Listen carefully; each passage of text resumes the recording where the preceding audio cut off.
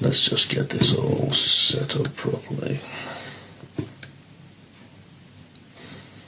Okay.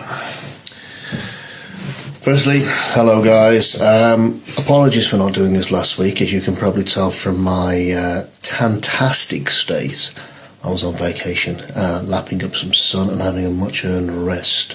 For those of you who don't know me, and as per one of the questions I've had through, I am Matt Griffiths. I run G4 Strength and Conditioning, and I'm one of the resident coaches here.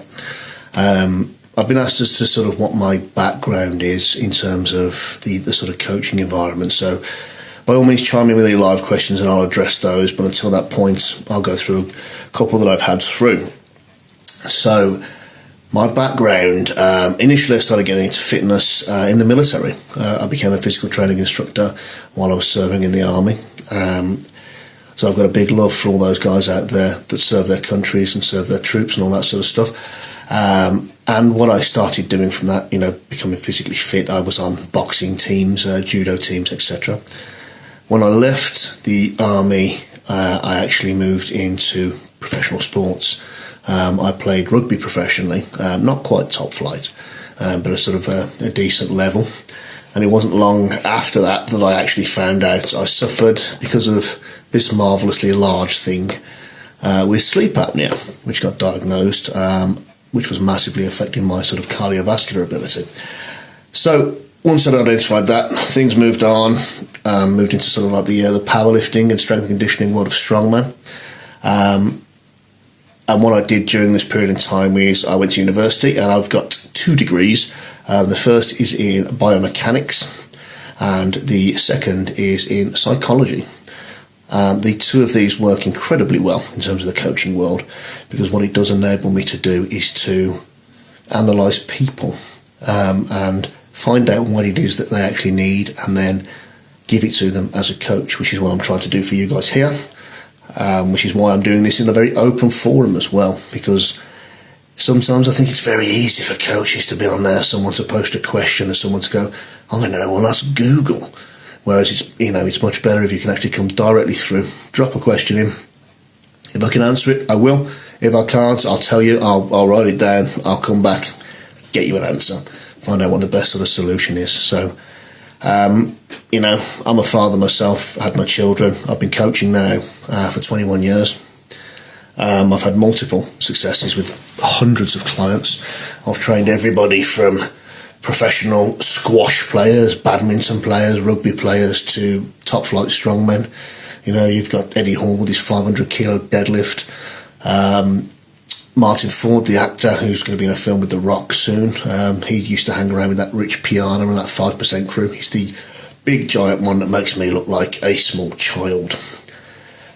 Personally, myself, I've competed in multiple sports. I'm currently active as a powerlifter and strongman, which brings me on to the next question I was asked, and it was, what are your best lifts? I think at some point in there I've perhaps touched on them, but if not, my best lifts so far have been 350 kilogram squats, which to my friends across the pond is roughly 770-ish pounds. 230 kilo bench press, which is about 506 pounds, and a 380 kilo deadlift, which is about 850 pounds. But I'm a big guy. I don't think there's a bragging, it just is what it is. What I'm there to do is to help you guys and to try and get you guys where you need to be. Welcome to everybody that's watching. How are you all doing? By all means, pitch in a question if you've got one. That's what I'm here for. I want to know what's troubling you guys and how I can help you and help this group, rather than just talk about myself the whole time, because as much as it's very interesting that you guys take an interest in me, I'm not here to sort of pitch things to you. I'm not here to try and make sales to you and that sort of stuff. You all know the score with that. You can contact any of the coaches, resident coaches here directly for that kind of thing, not just myself. So by all means, pop up any questions. Welcome everybody else. Jerson, how are we doing? Anthony, Mike, see you on there.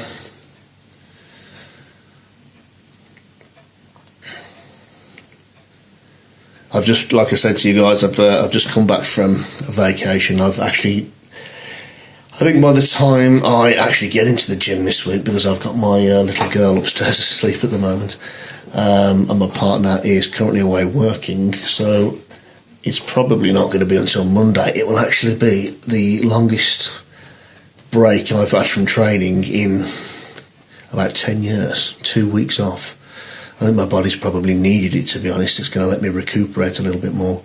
So I'm going to be interested to see how it's going to be when we get back, although I did manage to put on about 20 pounds in an all-exclusive holiday. But I'll shred that off and I'll let you guys know how I did it quite easily afterwards to help you guys along your journeys. Any questions coming in from you boys? One of the things that did pop up on a previous thread I noticed was about diet training. People were not arguing, but there was a bit of a discussion going on in terms of whether things were correct in terms of intermittent fasting, keto, paleo diets, caveman diets, low carb diets. Jason, how we doing, buddy? All these sort of things. Now, I'm going to tell you a little bit of a secret about them all. There is limited research to any of these diets. Some have got more research than others. Some have been investigated more than others. A lot of the stuff that's on there is pretty much bro science. The real key that they all do, the thing that they all do, and one of the real keys to diets is they all, in their own way, make it easier for you to either track or reduce your total energy input. You may prefer, you may love meat and cheese, etc. And you may be thinking, well, I struggle to eat this rice, I struggle to do this. It might be that if that's the case, that the sort of ketosis diet is the one for you because you're eating the food you enjoy. Some people hate having breakfast. Some people don't like this. Let me see if I can adjust this volume. Anyone else having issues with the sound? Just let me know. I've got a new headset. If it's not working, I'll turn it off and I'll use my phone's microphone and see how that goes. And anyone, let me know. Give me a little shout as to how things are.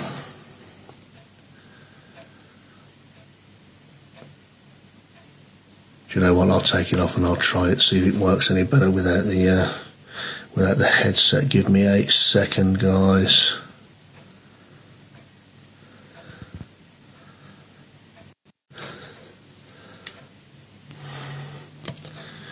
Right, I think that should be on my phone's microphone now. How is that, Emil? Can you hear me now? Any better?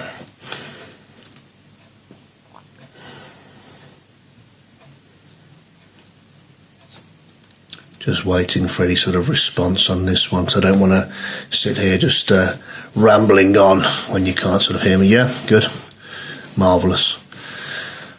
So anything you guys want to know? So we were just talking about the diet situation. Yeah, all these diets, that's all they do. There's no magic formula to them. Some people go, you need to do this, you need to intermittent fast, you need to do keto, you need to do fasted cardio, you need to do all these things. The actual research and the difference between these diets versus each other is pretty much negligible. There's no actual real cause for concern, but it's a smorgasbord of information that's there for you. You effectively pick the diet that suits your lifestyle the best. That's what it's all about. Don't worry about if this guy's done intermittent fasting, this guy's done the caveman diet, this guy, rubs turmeric into his nutsack every night, you know what I mean? It doesn't matter. It's about how effective it is for the individual. So don't get caught up on the details. One of the biggest issues in this kind of thing is people get hung up on the details of these things and they overcomplicate it. And the bottom line is, a diet is only ever going to be as effective as you buy into it. How we doing, Phil? You right, buddy? So you can't ever sit there and go, this diet does work, this diet doesn't work. The same with exercise routines. The more you believe it, the more you put into it, the more you'll do it. And I'll bring it on to this point again. This is the same with coaches. We can all help you. Some coaches may be more experienced and a better fit with certain people than others are. But ultimately what you're doing is you're buying into a coach, into your trust for them to give you the best information, the best options, etc. That's what it's all about. The diet, the coaching, the training, it's all about what you actually believe in. If you hate touching free weights and you're all, you swear by bodyweight exercises, can you get great results from doing that? Yeah, of course you can. Nothing's stopping you doing that. I've seen some people get fantastic results. You've only got to look at a gymnast and see the physique that they're in. They don't really touch weights at all. Can you get great results from using weights? Absolutely. Can you get results from the combination?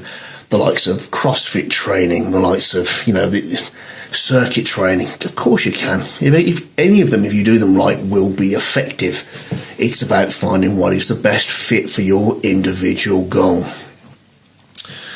Okay, boys, come on. It is a Q&A, so by all means drop me some questions now, because most of the ones I had sent to me are just about what I can do, what I eat, and that sort of thing. And I realise I'm a bit of a lump, and it's a bit curious for some as to what people do and all that, but really I want this to be being productive for you guys, so let me know. Bring anything in you like. Sorry, getting a bit of dry mouth from rambling on too much. Right, I'll move on to the next one that came up. There was one on there discussing the short-term training plans, which I think Chris actually touched on in one of his live videos, and he's absolutely right in the information it's giving you. It's entirely possible to achieve great results with short-term training. The real key is intensity, how much you apply yourself to it. I've actually known a guy here in Britain who is one of the best powerlifters in the country, and he, for a period, he worked as a very busy engineer. He could only train twice a week. And he put in, he had longer sessions, to be fair to him, 2.5 hour sessions to 3 hour sessions. And he simply trained squat, bench and deadlift. Both times in those sessions. And phenomenal shape, absolutely phenomenal shape the guy's in. Crazy, crazy strong. The sort of person that's out there sort of squatting 360, 370 kilos, pulling close to 400 kilos. These people can achieve results. It boils down to what you're doing with your time and how you're going to use it. And as was put across in the previous live video, the information was entirely correct. It's all about what you're doing with that time and how you're going to use it. Much like this is, if you've got a query or quote or something you want to look into and just go, is that true in your experience? Is that true in your experience? Just drop me a message on here now, and I'll do my best to answer it for you anyway. Right, what was the next one that we had on here? Eggs was the question I had. Okay.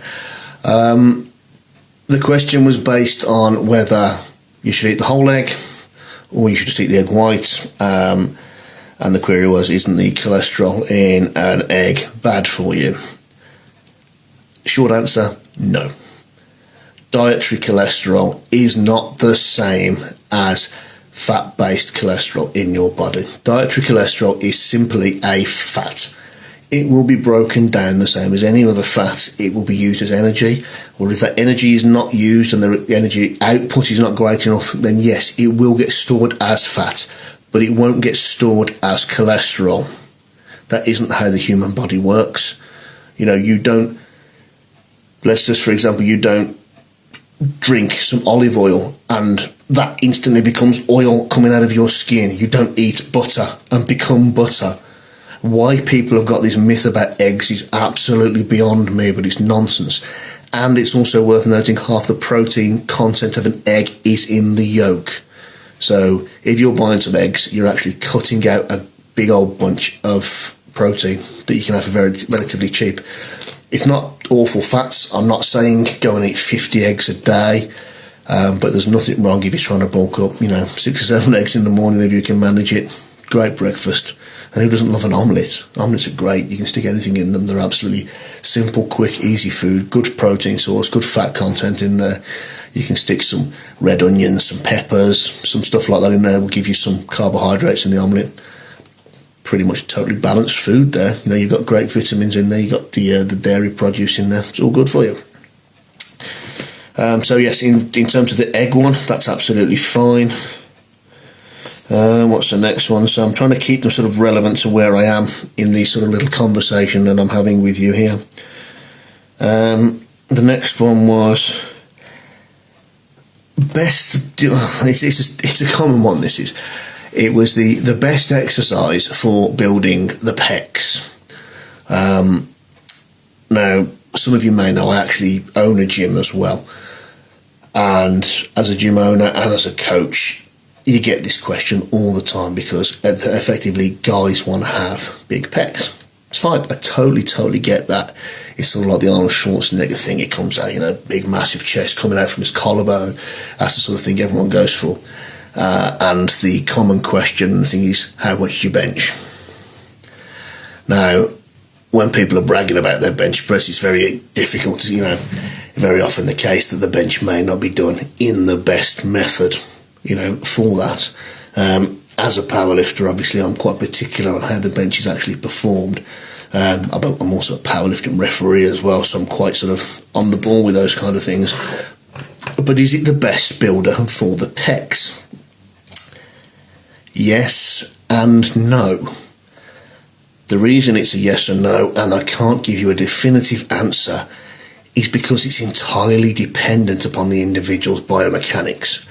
For some people, they will get fantastic pectoral activation from producing the bench press, and it will work a full range of fibres across the board.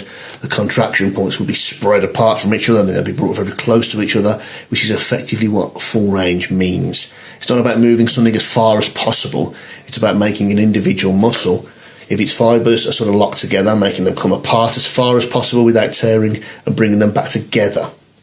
It's not about sloppy form, getting other muscle groups involved. It's simple muscle. That is what range of motion is based upon. Feeling it in the muscle, making sure that you're actually getting those sort of bits and bobs together.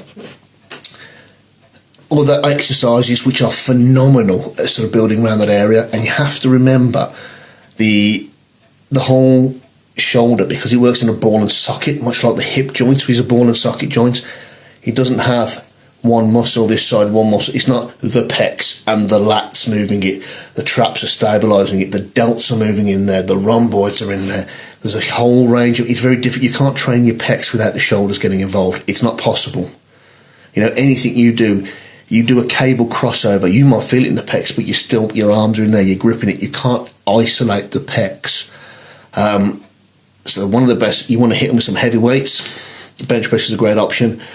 If you are not feeling it too much in your pecs, then try a shallow decline bench. The reason this tends to be more effective is because if you imagine when you do see a powerlifter bench press, what they tend to do, they arch their back and they're lifting their chest up. Now what they're actually doing is they're changing the range of motion. Now I'm going to give you a little bit of a demo. If I just move this tripod around slightly, I get to have a little peruse of my house as well. So, a powerlifter coming on flat, what they're doing is, there's a flat range of motion.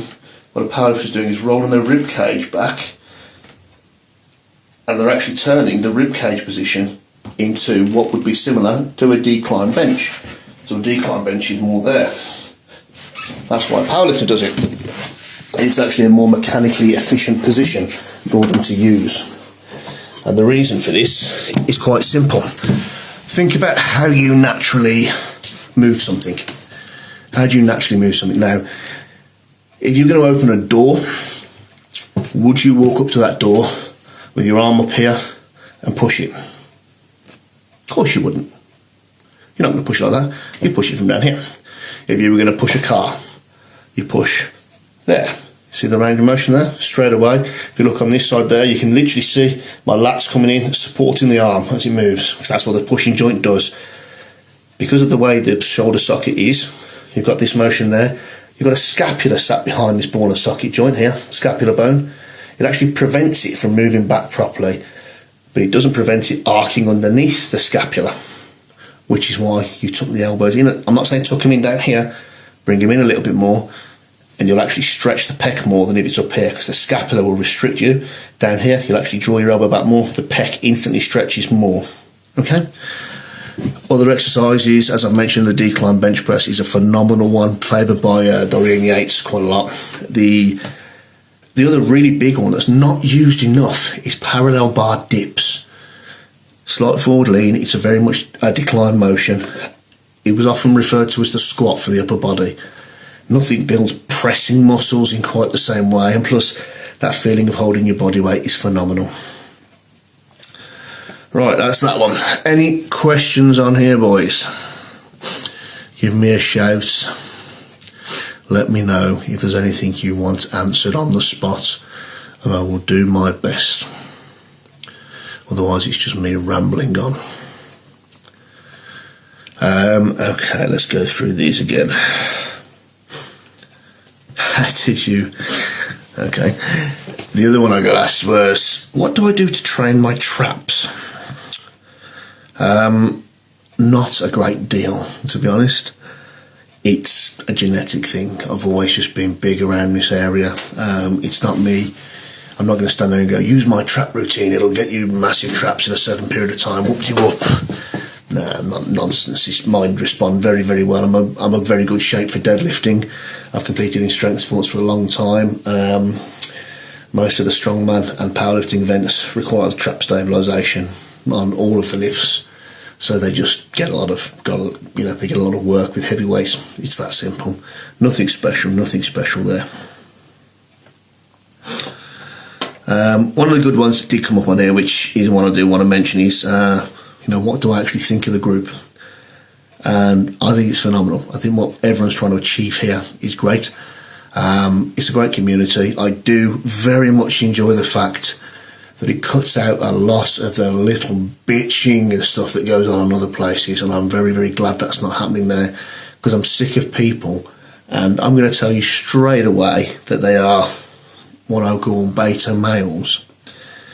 And the reason I'm going to call them that, in terms of psychology, I'm geeking out now, I'm afraid, but in terms of psychology, the actual differences and the actual standing of a beta male and an alpha male, people don't actually quite realise the difference. People, I've got a lot of female friends, and they go, I keep going for these alpha males. And I'm saying, you're not though, you're going for a beta male, because what's happening is these people are trying to force their dominance upon somebody, just the same as these people online that try and put people down, try and criticise, try and excel their own standing by rubbishing somebody else. I'll lift myself up because I'm going to push you down. That is not alpha in any way, shape or form. Pure beta male trait, because that is barking, telling everybody how good you are, how great you are. Nonsense. If you are an alpha male, people know you're an alpha male. Simple. You don't need to mention it. So yeah, that's what I think. I think it's brilliant what's been happening. I think it's brilliant. There's a great team on there. There's some very educated coaches on here giving out some great advice. It'd be brilliant if the guys, when the coaches are posting various questions and stuff like that we can help you with, engage with us.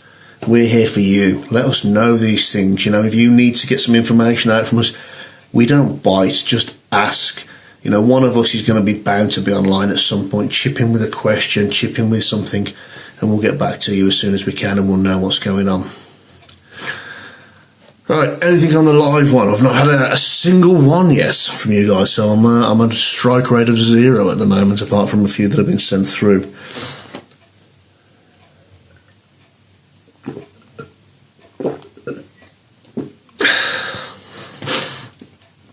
Yes, no, yes. I've rambled on for a fair bit now anyway. You've had 25 minutes of me talking absolute tosh. So I am a bit of an encyclopedic knowledge of nonsense, and I've had God knows how many clients, that have seen results from bits and bobs, so I do know what it is. And ultimately, I am a dad. My daughter's upstairs in bed at the moment. My partner's not here, so she's stolen my partner's space in bed, and I've no doubt I'm going to have absolutely no room in a 6 foot wide bed tonight, because I'm going to have a 6-year-old kicking me in the ribs, which is always marvellous. I'm sure many of you are familiar with the scenario. But yes, any questions, do always feel free to contact me. I'm on here. I might not get back to you instantly, but I will try and get back to you. I'm obviously UK based, so it's coming up to, what time are we on now? It's just gone past 25 past 11 here, and I've been up since 5 a.m, so I'm very tired, but I'm trying to accommodate you guys as best I can. I know the predominant group basis is based in America. I actually used to live over in America. I lived in Florida for a fair while in a place called Keystone Heights, which is the closest place of any note is Gainesville, where Gatorade's from. It's about 15-20 miles to the north of Keystone Heights. Pretty much level with right in the bang in the middle between Jacksonville and Cedar Keys, I believe it is, on the other side of the Gulf. I lived out there flying helicopters actually, because it's a lot cheaper to train in America, because you have a shed load more airspace than we do, because Florida itself is about the same size as the UK. Sammy, how we doing, buddy? William, how are you? Got any questions, guys? Just shout up, let me know. So I was about to sign off, but I'm more than happy to stay if you people have anything you want to ask, because I've already drank a full cafetiere of coffee, so I might be a bit dishevelled, but I am here for you boys. So just let me know.